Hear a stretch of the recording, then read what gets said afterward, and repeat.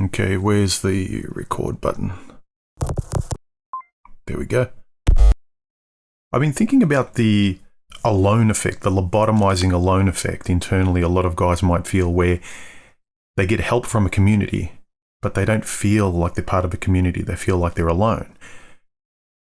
Are self-help communities, like red palette communities, are they just a free desert where you're wandering alone in your own head with no one around?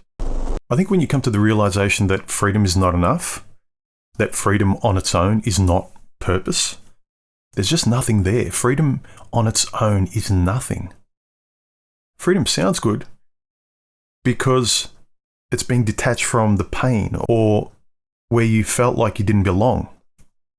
I think that most people don't feel like they belong where they are and want to be free of that. And they want the discomfort to go.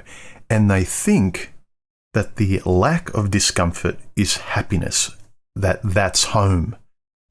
Now, I think that unless you start to figure out who you are, what you like, what your values are, groups, communities, self-help and things like that, they will resemble holidays, way stations, where you are free from something, simply because there's no stress anymore. But just think about it in this context, gentlemen. Being perpetually free is almost like an ill-fitting nothing, a desert. You're a sleepwalking, no colour in your world, grey type of Mr. Anderson, and never a curious, enlivened Neo. In short, you need your life. You need to find your life.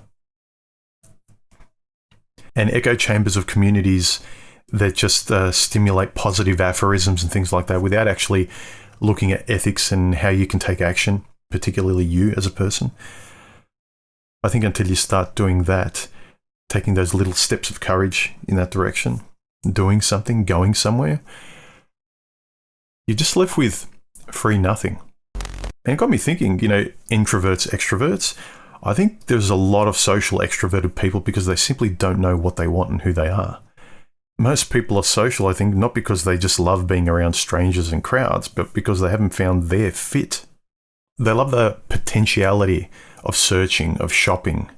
And sure, you're pointing in the right direction, you're searching, you're looking, but you get addicted to the anticipatory drug, the dopamine, the variety of my salvation is just around the corner, just over the horizon, forever. Most people are just in freedom deserts of shopping, hooking up, Netflix, video games, whatever. A lot of those things are great and entertaining. They're a great release. But it's almost like you're sleepwalking in a job that you don't like, that doesn't suit you, and you live for the weekend where you can just relax for one, but then you have to repeat not fitting where you're supposed to fit on Monday. And I think what's attractive about this passing of the time loop of freedom is not just the potentiality, it's non-committal. It's not just that, well, something's just over the horizon. It's just a matter of time before I monkey branch onto capital H happiness. It's that in the dopamine state of anticipating happiness all the time and never actually doing something, finding out what you like doing, the doing part, you're forever not committed to anything. So there's always possibilities. Waking up to the feeling of life getting better, but an underlying anxiety of not having a map and not knowing exactly how. To me, it's always been unnerving. I can't sit in that space for very long.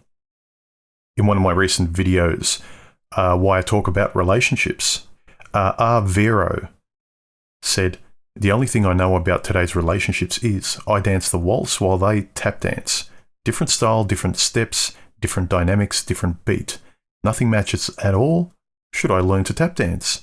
That's an excellent point. The introspection of finding out what's your dance, what's your music, what do you like? So, what's your music, gentlemen? Let me know in the comments section. Please hit the like button and give me a thumbs up if you enjoyed this video. Give me a thumbs down if you didn't. Subscribe and hit the bell icon and share my videos around on your social media too. That helps me out too, guys. And a massive thank you to you guys who subscribe through Patreon and PayPal. I really appreciate it. Okay, I'll talk to you soon in the next video. Later. Bye.